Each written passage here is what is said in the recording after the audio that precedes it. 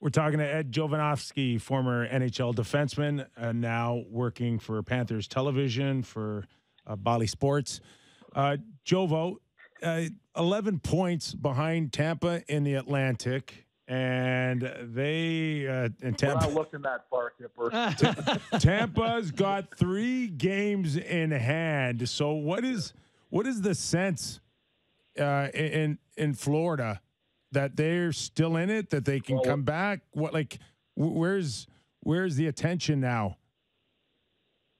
Well, Pittsburgh and Washington, I think right now, I think you're looking in those wild card positions being 4 points out of that position. Yeah, Florida's played 45 games, or, Wash has played 46, but I think kind of getting into those areas there is you got to go on a serious heater, I think, to get into those situations. But I think right now, Kipper, as you know, game at a time, right? I think tonight's going to be a nice measuring stick, kind of see if they can continue this, playing well. They haven't won 3 games in a row all year, which is like mind-blowing, right? When you look at this team, what they did last year and on the runs that they would go on.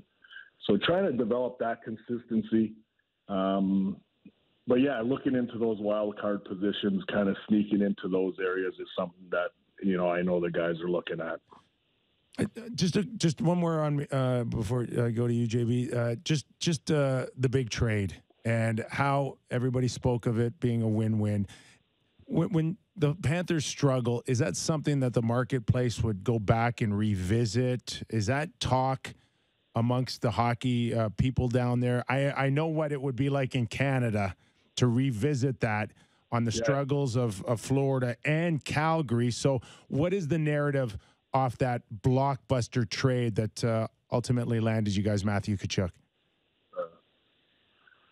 Well, first of all, I'm not sure this big trade even made the paper when it happened way back then. So let's about the media. I mean, it's not like it's heavily covered. I think there's, the easy thing to say, Kipper, is, a team has struggled, and you know what, they shouldn't have, got rid of Huberdeau and Weegar.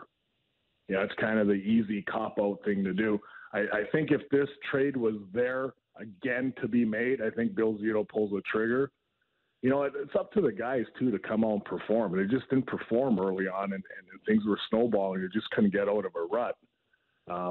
Matthew Tkachuk is come in here and done an unbelievable job.